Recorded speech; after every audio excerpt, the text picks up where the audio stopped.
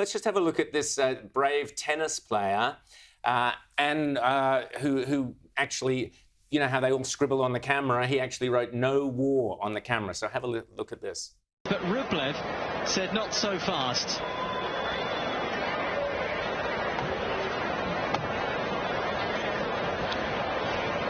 And he might just have a message. Andrey Rublev. So it's that sort of bravery. We've seen protests throughout Russia. We don't know how large they are. I guess we'll learn in time. But Rita, do you think they're picking up from the kind of Canadian playbook? Are they looking at the West and going, hang on, protest does work. It does have an impact. Well, it's interesting. Amnesty International put out a tweet, as they do, and they said they stood behind peaceful protests. They said, I think we can have a look at it.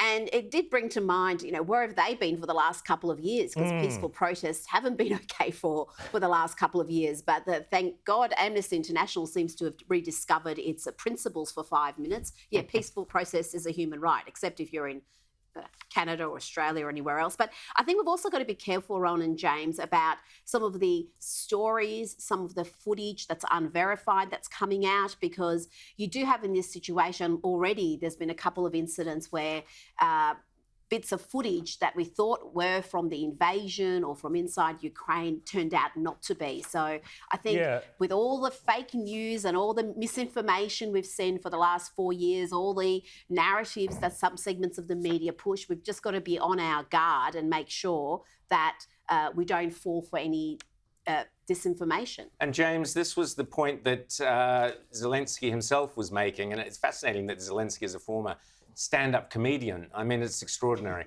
But he's been making the point about the fake information that's coming out of Russia. So we've had cyber attacks and so on, fake information about what's really going on, James. And it's also, I think, you know, important to say that while it is great to see protests happening in Russia, it's great to see that tennis player out there writing "No war, please" on the camera.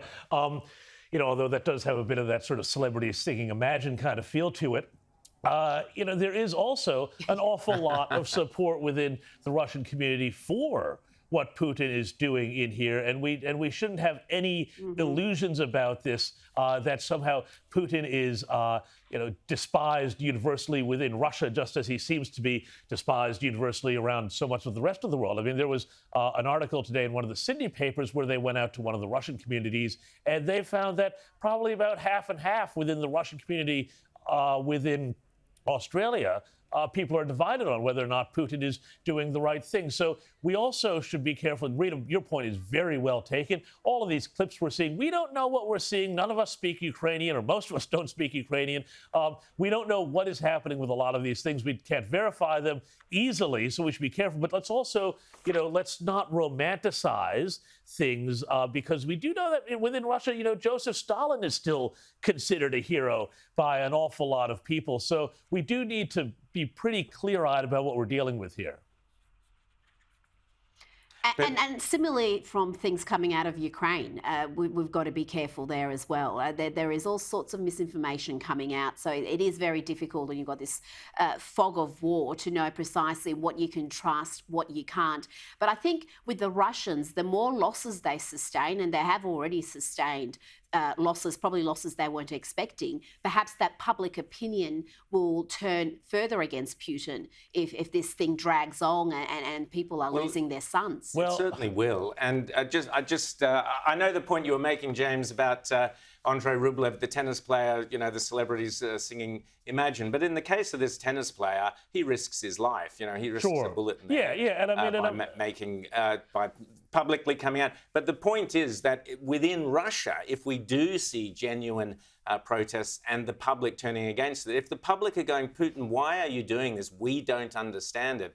Putin doesn't have a leg to stand on, and he must be aware of that. But anyway, let's also talk about how it's had.